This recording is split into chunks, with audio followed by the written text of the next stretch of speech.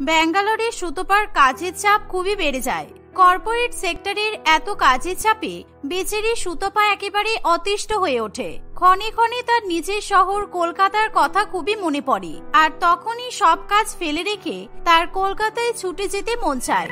থাক, আর 5 দিন কষ্ট করে কাজ করে নিই, তারপর টানা 1 সপ্তাহ ছুটি। ছুটিতে কলকাতায় গিয়ে মা আর বোনের হাতের বাঙালি খাবার খাবো, আর রাস্তায় বেরিয়ে মুচমুচে ফুচকা খাবো। মনে মনে শহরে ছুটি কাটাতে যাওয়ার কথা ভেবে সুতপা খুবই খুশি হয়, কিন্তু তার ভাগ্যে অন্য কিছুই লেখা থাকে। সুতপা তার প্রিয় কলকাতার ঝালঝাল ফুচকার ফটো দেখছে এমন সময় তার বস কমলবাবু সুতপাকে ডেকে পাঠায়। স্যার, আপনি আমাকে ডাকছিলেন? কিছু ইম্পর্টেন্ট কাজ আছে কি? না সুতপা, এখন সেরকম কোনো ইম্পর্টেন্ট কাজ নেই, তবে নেক্সট উইকে আমাদের জেনারেল ম্যানেজার একটা জরুরি মিটিং রেখেছে, আর তোমাকে আমার হয়ে সেই মিটিং এ থাকতে হবে, তাই আমার মনে হয় না আমি তোমায় ছুটি দিতে পারবো। কমলবাবুর এই কথা শুনে সুতপার কলকাতায় গিয়ে ঝালঝাল ফুচকা খাবার স্বপ্ন ভেঙে চৌচির হয়ে যায়। তার চোখ ফেটে জল বেরিয়ে আসবে এমন সময় কোনো মতে সে নিজেকে সামলে নেয়। বদমাইশ শয়তান টাকলা, আজকে তোর জন্য আমার ছুটি ক্যান্সেল হয়ে গেল। এখন আমি কি করব? আমার প্রিয় ঝালঝাল কলকাতার ফুচকা আমাকে ডাকছে, আমি ওদের ডাক শুনতে পাচ্ছি। সুতপা আয় আয়, কত বছর হয়ে গেল তুই আমাদের বেশ ঝালঝাল আলু দিয়ে মাখা টক ঝোল ভরা মুচমুচে ফুচকা খাসনি বলতো? তাই তাড়াতাড়ি চলে আয়, ওই টাকলার মাথায় টাকচাপাটি মেরে চলে আয়, বুঝেছিস?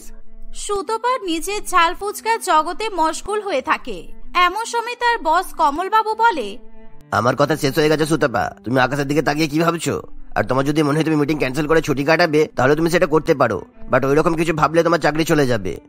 সুতপা মন খারাপ করে সেখান থেকে চলে যায়। সুতপা হোস্টেলে চলে যাওয়ার পর তার বোন সোনালী তাকে ফোন করে। সোনালী মনে মনে ভীষণ আনন্দে ছিল এই ভেবে যে তার দিদি কিছুদিন পরে কলকাতায় আসবে, আর তারা দিদি এবং বোন দুজনে মিলে রাস্তায় গিয়ে ঝালঝাল ফুচকা মাখা খাবে। এই দিদি বল, ব্যাঙ্গালোর থেকে কলকাতার জন্য কবে রওনা দিবি? আজকে জানিস আমি লেক মলে ফুচকা খেতে গিয়েছিলাম, ওখানকার ফুচকা কাকু তোর কথা জিজ্ঞাসা করছিল। সেই 1 বছর আগে তোকে দেখেছে, এখনো মনে রেখেছে কিন্তু। উফ, তুই এত বেশি কথা বলিস কেন? যখনই তোকে ফোন করি তখনও তুই ফুচকার গল্প করতে শুরু করে দিস। মা কোথায়? মাকে ফোনটা দে। তুই সবসময় এত খ্যাচ খ্যাচ করিস কেন? আমি বুঝতে পেরেছি, তোর রাগ ঠান্ডা করার জন্য এখন কলকাতার ফুচকার টক ঠান্ডা তেঁতুল জল দরকার, তাই না? আরে মহা মুশকিল তো, মাকে বলে দিস আমার ছুটি ক্যান্সেল হয়ে গেছে, আমি আর কলকাতায় ফিরে যেতে পারবো না। আর শোন, তুই একাই মজা করে মুচমুচে ফুচকা খাস, কেমন? এই বলে সুতপা ফোন রেখে দেয়। সুতপার কথা শুনে তার বোনেরও মন খারাপ হয়ে যায়। সুতপার বেশি দেরি না করে তাড়াতাড়ি ঘুমিয়ে পড়ে। পরের দিন সকালবেলা উঠে সে মনমরা হয়ে অফিসে যায়। অফিসে যাওয়ার পর কমলবাবু আবার সুতপাকে ডেকে পাঠায়। টাকলাটা আমাকে জীবনেও শান্তি দেবে না দেখছি, আমার আর ভালো লাগে না। সুতপা কমলবাবুর সঙ্গে দেখা করতে গেলে কমলবাবু তাকে জানায় যে কোম্পানির তরফ থেকে সুতপাকে ছুটি দেওয়া হয়েছে। এই সুখবর পেয়ে সুতপার আনন্দের আর কোনো ঠিকানা থাকে না। সে ছুটিতে কলকাতা যেতে পারবে ভেবে মনে মনে আনন্দে নেচে ওঠে। আপনাকে অনেক ধন্যবাদ স্যার, আপনি একজন বাঙালি হয়ে আরেকজন বাঙালির ইমোশন বুঝতে পেরেছেন, তার জন্য আমি সত্যি অনেক হ্যাপি। আমি যখন ফিরে আসব তখন আপনার জন্য কলকাতা থেকে বিভিন্ন সুস্বাদু খাবার নিয়ে আসব। এই বলে সুতপা নাচতে নাচতে সেদিনের বেঁচে থাকা সমস্ত কাজ তাড়াতাড়ি করে সেরে নেয়। হোস্টেলে ফিরে সবার আগে সে তার মা এবং বোনকে ফোন করে সেই সুখবরটা জানায়, কারণ আগের দিন যখন তার মা এবং ছোট বোন জানতে পারে যে সুতপা ছুটি নিয়ে কলকাতায় যেতে পারবে না, তখন তাদের মন ভীষণ পরিমাণে খারাপ হয়ে যায়। কিন্তু মেয়ে এবার কলকাতায় যেতে পারবে শুনে তারা দুজনেই খুবই শান্তি পায়। সুতপা ভালো করে সব প্যাকিং করে ফ্লাইটে উঠে পড়ে। কয়েক ঘন্টার মধ্যেই সে নিজের প্রাণের শহর কলকাতায় এসে পৌঁছায়। তাকে দেখে রানী দেবী এবং সোনালীর চোখ জলে ভরে ওঠে। ইস, আমার মেয়েটা কত রোগা হয়ে গেছে। ব্যাঙ্গালোরে কিছুই ভালো করে খাওয়া দাওয়া করতে পারে না মেয়েটা, সারাক্ষণ ওই ইডলি ডোসা সাম্বার এসবই খেতে থাকে। এখন আমি আমার মেয়েকে পেট পুড়ে খাবার খাওয়াবো। না মা, এখন আমি কিছু খাবো না, আমি সবার আগে লেক মলে গিয়ে সমরেশ কাকুর হাতে ঝাল ঝাল মুচমুচে ফুচকা খাবো। এই সোনালী, তাড়াতাড়ি চল, ফুচকার নাম করতে আমার জিভে জল চলে এসেছে। সে কি, তুই এত দূর থেকে এলি আর এখন মাংস পোলাও ছেড়ে তুই সমরেশদার দোকানের ফুচকা খেতে যাবি? এখন পেট ভরে ভাত মাংস খেয়ে নে, পরে না হয় ফুচকা খেতে যাস। না মা, তুমি বুঝতে পারছো না, বাইরে তুমি যে কোনোই রাজ্যে যাও না কেন, একটু বেশি টাকা দিলেই ভাত চাল মাংস পেয়ে যাবে, কিন্তু আমাদের কলকাতার মতো ঝাল ঝাল মুচমুচে ফুচকা তুমি কোথাও পাবে না। বাইরে সবাই পানিপুরি খায়, কিন্তু এই পানিপুরি আর আমাদের ফুচকার মধ্যে আকাশ পাতাল তফাৎ আছে। সেই কারণে আমি ফুচকাই খাবো, কারণ কলকাতার ফুচকা আমি একমাত্র কলকাতাতেই পাবো। হ্যাঁ দিদি, একদম ঠিক কথা বলেছিস। একটু বেশি করে টক দিয়ে ফুচকার আলু মাখো, আর তারপর ফুচকা খাওয়া হয়ে গেলে দাদা আমাকে একটু টক জল দাও তো। তারপর ফুচকা খাওয়ার পর একটা ফাও হবে নাকি? একটু বেশি করে কাঁচা লঙ্কা দিয়ে আলুটা মাখো। ছোট ছোট ফুচকা দিচ্ছ কেন? একটু বড় বড় ফুচকা দাও। এসব কথা একমাত্র কলকাতার ফুচকাওয়ালাদেরই বলা যায়, তাই তো দিদি? উফ সোনালি, তুই একেবারে আমার মনের কথা বলে দিলি। চল, এখন দাঁড়িয়ে দাঁড়িয়ে গল্প করতে হবে না, আমরা আগে ফুচকা খেয়ে আসি, তারপর মায়ের সঙ্গে গল্প করব। তোদের কথা শুনে আমারও জিভে জল চলে এসেছে, তাই আমিও তোদের সঙ্গে ফুচকা খেতে যাব। এই বলে রানী দেবী তার দুই মেয়ের সঙ্গে সমরেশের দোকানে ফুচকা খেতে চলে যায়। সমরেশ প্রথমে সুতপাকে দেখে চিনতেই পারে না। কি হলো সমরেশ কাকু, কেমন আছো? এতদিন পর ফুচকা খেতে এসেছি, আমাকে একটু ঝাল ঝাল মুচমুচে ফুচকা দাও, আলুর মধ্যে বাদাম আর ধনেপাতা দিয়ে মাখবে। সুতপা যেই বলে মুচমুচে ফুচকা, অমনি সমরেশ সুতপাকে চিনতে পারে। সে একগাল হাসি নিয়ে ফুচকা মেখে সুতপাকে খাওয়াতে শুরু করে। কতদিন পর তোকে দেখছি রে মা, তুই আর তোর বোন তো সবসময় আমার কাছে এসে ফুচকা খেতিস, আর এরকম মুচমুচে ফুচকা খেয়ে তো খুশিও হতিস। আমি তোর বোনকে সবসময় জিজ্ঞাসা করি তোর কথা। আমি জানি তুই বাইরের রাজ্যে অনেক বড় চাকরি করিস, কিন্তু মাঝে মধ্যে তো আমাদের শহরে আসতেই পারিস। কি আর করব, শহরে থাকতে কার না মন চাই বলো? শহরে জল হাওয়া খাওয়া দাওয়া আর এই বিশেষ করে তোমার হাতে ঝাল ঝাল ফুচকা ছেড়ে মাঝে মাঝে যেতেই ইচ্ছে করে না, কিন্তু কাজ তো করতেই হবে বলো। ছাড়ো এসব কথা, দাও ভালো করে ঝাল ঝাল করে মেখে ফুচকা দাও। এই বলে তারা ভালো করে ফুচকা খেয়ে বাড়িতে চলে আসে। সুতপা যে কটা দিন কলকাতায় থাকে সে প্রত্যেক দিন ফুচকা খেয়েই কাটিয়ে দেয়। দেখতে দেখতে প্রায় এক সপ্তাহ কেটে যায়। সে যখন আবার কাজের জন্য ব্যাঙ্গালোরে ফিরে যাবে এমন সময়, সুতপা, আমাদেরকে ছেড়ে অন্য রাজ্যে চলে যাস না। এতদিন আমরা একসাথে কত ভালো ছিলাম বলতো, কিন্তু তুই এখন আমাদের ছেড়ে চলে গেলে কি করে বেঁচে থাকবি? তোদের ছেড়ে আমি যেতে চাইছি না বিশ্বাস কর, কিন্তু আমার ওই টাকলা বসের জন্য আমাকে ফিরে যেতেই হবে, তা না হলেও আমাকে কাজ থেকে বের করে দেবে। আর আমি যদি টাকা ইনকাম না করি তাহলে কিভাবে তোদেরকে কিনে খাবো বল? এভাবেই ফুচকার জন্য কাঁদতে কাঁদতে সুতপার ঘুম ভেঙে যায়। সে ধরপড় করে খাটের উপরে উঠে বসে। চারিদিকে তাকিয়ে সে দেখে যে সুতপা এখনো ব্যাঙ্গালোরের হোস্টেলে শুয়ে আছে।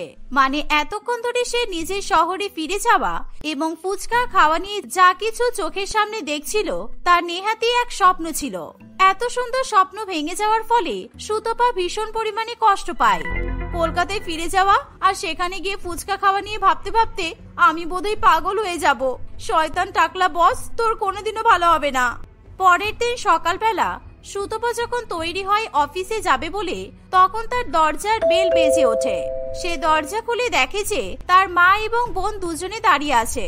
আসলে সুতপা যে ছুটি নিয়ে কলকাতায় ফিরে যেতে পারবে না এটা তার মা এবং বোন কিছুতেই মেনে নিতে পারে না। সেই কারণে তারা নিজেদের বাড়ির মেয়েকে কলকাতায় নিয়ে যাওয়ার জন্য রাতারাতি ফ্লাইট ধরে ব্যাঙ্গালোরে এসে উপস্থিত হয়। মা, তোমরা কি করছো এখানে? এভাবে হন্তদন্ত হয়ে কেউ কলকাতা থেকে ব্যাঙ্গালোরে ছুটে আসে? তুই কি করে ভাবলি যে তোর বস তোকে ছুটি দেবে না, আর সেটা শুনে আমরা চুপ করে বসে থাকবো? কতদিন তুই কলকাতার বাড়িতে ফিরে যাসনি বলতো? তোকে এই বাজে চাকরি করতে হবে না, তুই আমাদের সঙ্গে কলকাতায় ফিরে চল। না না মা, এরকম হয় না। আমি এত ভালো চাকরি ছেড়ে কি করে চলে যাব? তোমরা প্লিজ ফিরে যাও, কারণ এই শহরে তোমরা থাকতে পারবে না। দেখ দিদি, বেশি বড় বড় কথা বলতে হবে না। আমি তোকে একবারও বলছি না যে তুই চাকরি বাকরি ছেড়ে কলকাতায় ফিরে চল। আমি শুধু বলছি যে আমি আর মা আজকে তোর অফিসে গিয়ে তোর বসের সঙ্গে কথা বলবো। না না প্লিজ, তোর এরকম বাড়াবাড়ি করতে যাস না, আমি ভীষণ বিপদে পড়ে যাব। শোন দিদি, তোকে কিন্তু তোর প্রিয় কলকাতা শহরে ঝাল ঝাল মুচমুচে ফুচকার দিব্যি, তুই আমাদেরকে তোর বসের সঙ্গে কথা বলার জন্য আটকাবি না।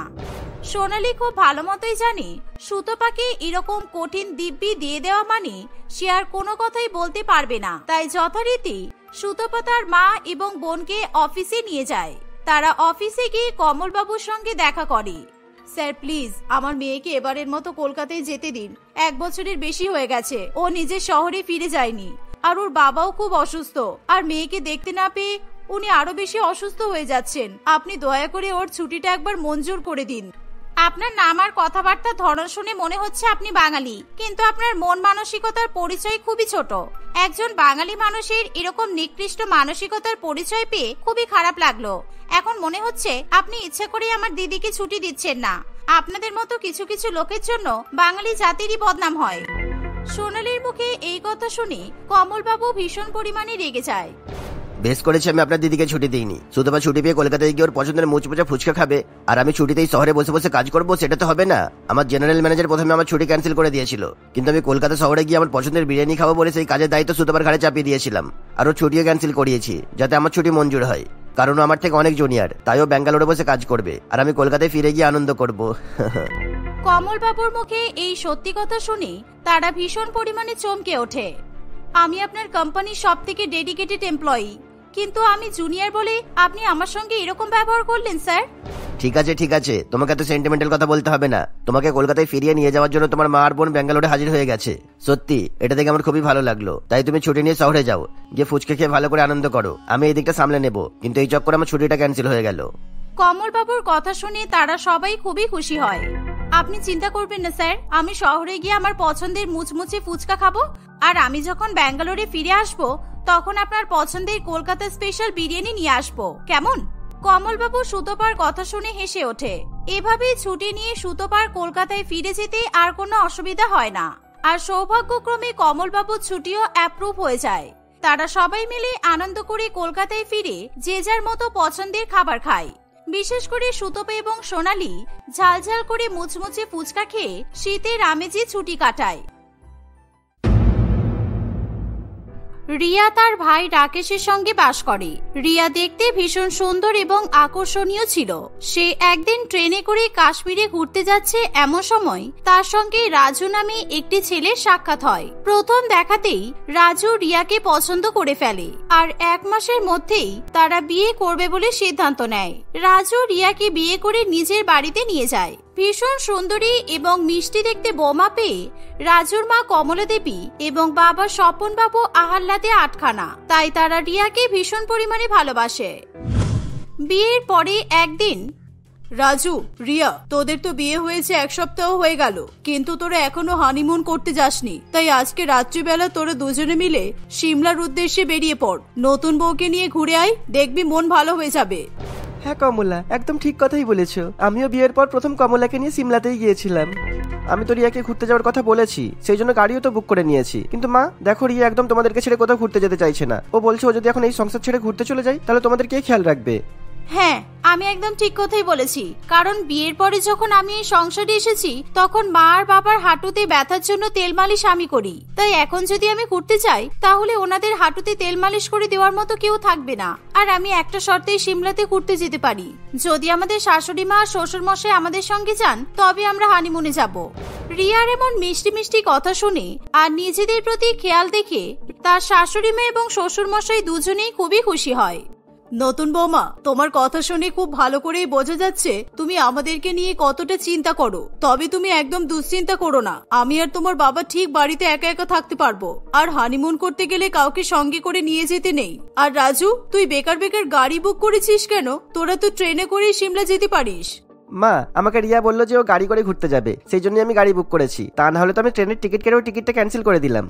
আসলে আমার ট্রেনে ট্রাভেল করতে ভীষণ সমস্যা হয়। আমি যখন ট্রেনে করে কাশ্মীরে গিয়েছিলাম তখন আপনার ছেলের সঙ্গে আমার দেখা হয়েছিল, কিন্তু তখন ট্রেনে উঠে আমার প্রচন্ড পরিমাণে বমি হয়েছে। তাই কাশ্মীরের যাত্রাটা আমার ভীষণ খারাপ গেছে। আমি তাই রাজুকে বলেছি যে আমরা গাড়ি করেই সিমলা যাব। আর বেশি দেরি না করে সেদিন রাত্রিবেলাতেই শ্বশুর শাশুড়ির অনুমতি নিয়ে রিয়া রাজুর সঙ্গে গাড়িতে করে সিমলার উদ্দেশ্যে রওনা দেয়। তারা দুজনেই রাস্তার এই যাত্রাটা বেশ মনোরম ভাবে উপভোগ করতে থাকে। রাজু গাড়িতে হালকা হালকা গান চালিয়ে দেয়। তোমাকে বিয়ে করে আমি নিজেকে খুব লাকি মনে করি রিয়া। তোমাকে দেখতে ভীষণ সুন্দর, আর বিশেষ করে তোমার দুটো চোখ খুব মায়াবী। থাক থাক, আমার রূপের আর বেশি প্রশংসা করতে হবে না। আমার যদি নজর লেগে যায় তখন কি হবে? তুমি গাড়ি বুক করেছো ঠিক আছে, কিন্তু গাড়ি ড্রাইভ করার জন্য ড্রাইভার নিতে পারতে, নিজে নিজে ড্রাইভ করতে গেলে কেন?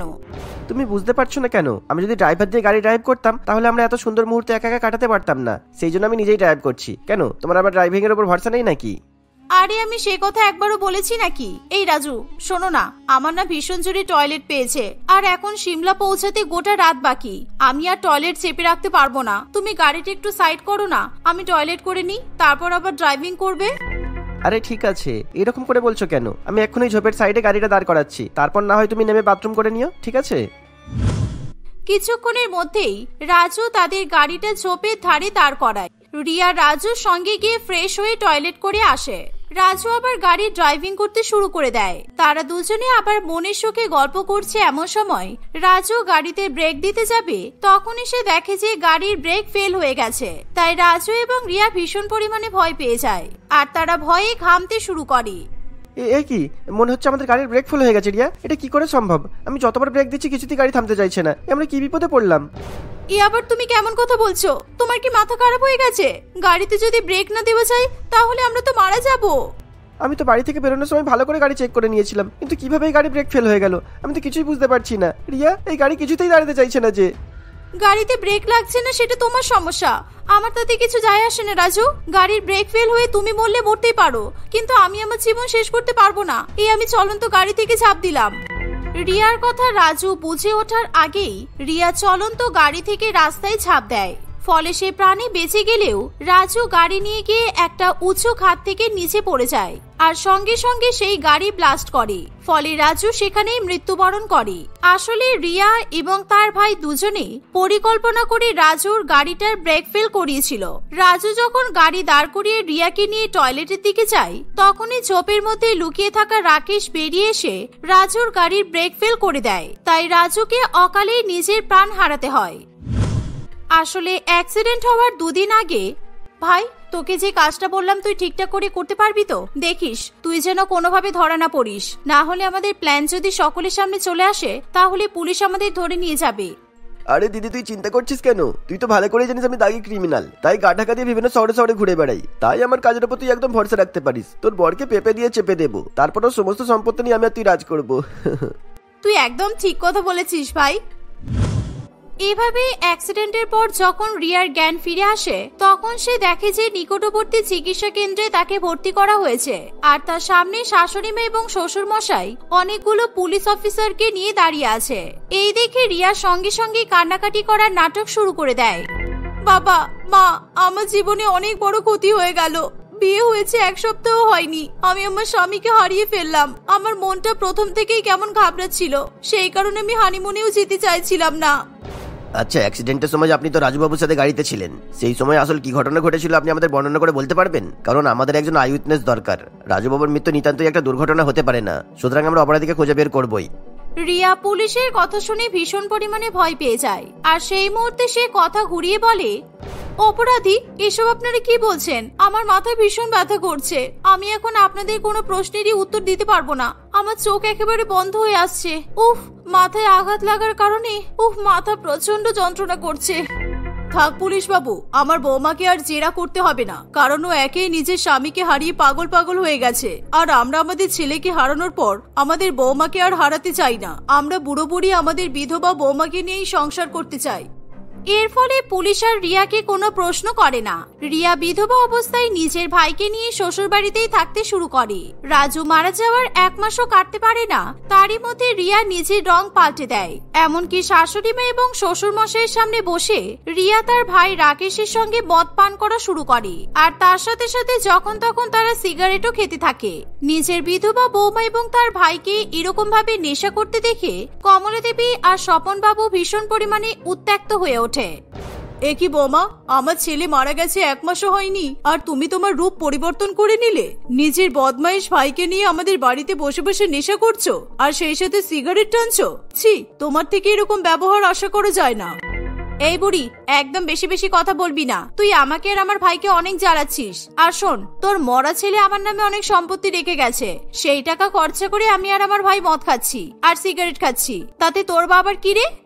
আরে দিদি, তোর বুড়ি শাশুড়ি আর বুড়ো শ্বশুর মশাইয়ের মনে হয় আমাদের মতো মদ খেতে ইচ্ছে করছে আর সিগারেটও টানতে ইচ্ছে করছে। কি হলো মাসিমা, একটা ব্যাগ বানিয়ে দেবো নাকি? মদ খাবেন? আমাদের সামনে এত লজ্জা পাওয়ার কি আছে? আমরা তো নিজেরই মানুষ। রিয়া এবং রাকেশের এই সমস্ত কথা শুনে বুড়ো বুড়ি নিজেদেরকে ঠিক রাখতে পারে না। তারা দুজনে মিলে রিয়া এবং রাকেশের গালে জোরে জোরে থাপ্পড় মারে। ফলে তারাও কমলা দেবী আর স্বপন বাবুকে মারার জন্য তেড়ে যায়। এই বদমাইশ বুড়ি আমাকে থাপ্পড় মেরে আমার সব নেশা কাটিয়ে দিল। এই ভাই, আমার জন্য একটা পেগ বানিয়ে দিত, ততক্ষণে আমি এই বুড়িকেও ছেলের কাছে পাঠিয়ে দিই। কিছুদিন আগে ইচ্ছা করে গাড়িতে ব্রেক ফেল করে এর ছেলেকে মেরেছি, এখন এই চাকু দিয়ে কুপিয়ে এই বুড়িকে মারবো। বিধবা বৌমার মুখে সত্যি কথা শুনে কমলা দেবী কান্নায় ভেঙে পড়ে। সে কিছুতেই এই ভয়ঙ্কর সত্যি মেনে নিতে পারে না। এমনকি স্বপন বাবুও কান্নাকাটি করতে থাকে। খুনি বৌমা, তার মানে তুমি আমার ছেলেকে মেরে ফেলেছো আর আমাদের সামনে ভালো মানুষের নাটক করে গেছো। আমি কেন আমার ছেলের সঙ্গে তোমাকে বিয়ে দিতে গেলাম কে জানে। তোমার সুন্দর রূপের জালে তুমি আমাদেরকে ফাঁসিয়েছো, আর সেই কারণে আমরা আমাদের ছেলেকে অকালে হারিয়ে ফেললাম।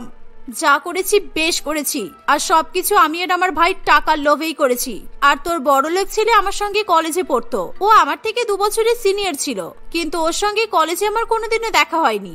যখন আমরা কাশ্মীরে যাচ্ছিলাম তখন রাজুর সঙ্গে আমার দেখা হয়, কিন্তু রাজু আমাকে চিনতে পারেনি। তাই আমি তখনই তোর ছেলেকে মেরে ওর টাকা হাতিয়ে নেবার প্ল্যান করে নিয়েছিলাম।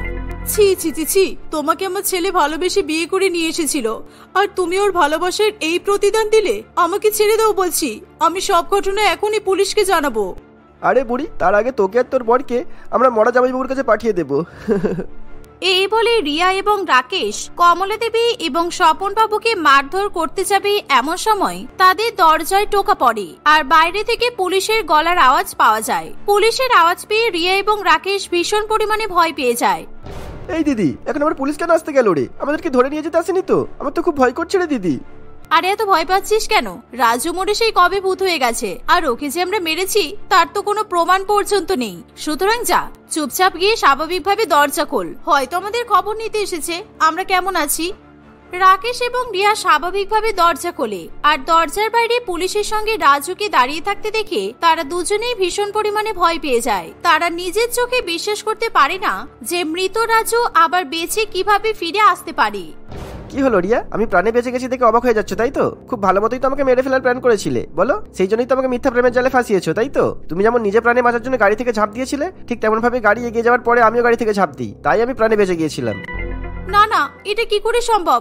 আমি আর আমার ভাই দুজনে ভালো মতোই গাড়ির ব্রেক ফেল করে দিয়েছিলাম, আর আমার প্ল্যান অনুযায়ী আমার ভাই এই কাজটা করেছিল। আমাদের প্ল্যান কিছুতেই ফেল হতে পারে না। রিয়ার মুখে সব সত্যি কথা শুনে পুলিশের আর কোনো সন্দেহ থাকে না। আপনি যখন হসপিটালে শুয়ে আমার প্রশ্নের উত্তর দিতে চাইছিলেন না, তখনই আপনার উপর সন্দেহ হয়েছিল রিয়া। কিন্তু আপনি যেহেতু অসুস্থ, তাই আমি আপনাকে জোর করতে পারিনি। কিন্তু কিছুদিন আগে রাজুবাবু আহত অবস্থায় আমাদের পুলিশ স্টেশনে এসে হাজির হয় আর সব ঘটনা জানাই। সেই জন্যই আমি আর আপনার ভাইকে এবার অ্যারেস্ট করতে বাধ্য হচ্ছি। এই বলে পুলিশ অফিসার রাজু এবং রিয়াকে অ্যারেস্ট করে। এর আগেও খুনি রিয়া অনেককেই এরকম ভাবে নিজের প্রেমের জালে ফাঁসিয়ে তাদেরকে মেরে ফেলেছে, আর তাদের সমস্ত সম্পত্তি হাতিয়ে নিয়েছে। আর এরকম ভাবে সম্পত্তি হাতানো হয়ে গেলে তারা নিজেদের থাকার এলাকা বদলে নেয়। পুলিশ অফিসার খুনি রিয়াকে এবং তার ভাইকে আদালতে পেশ করে। এরকম ভাবে অনেক নিষ্পাপ পুরুষদের খুন করার জন্য দাগী আসামি রিয়া এবং তার ভাইয়ের ফাঁসির সাজা ঘোষণা করা হয়। রিয়া এবং রাকেশ তাদের উচিত শিক্ষা পেয়ে গেলে রাজু আবার বিয়ে করে তার বাবা মায়ের সঙ্গে সুখে শান্তিতে সংসার করতে শুরু করে।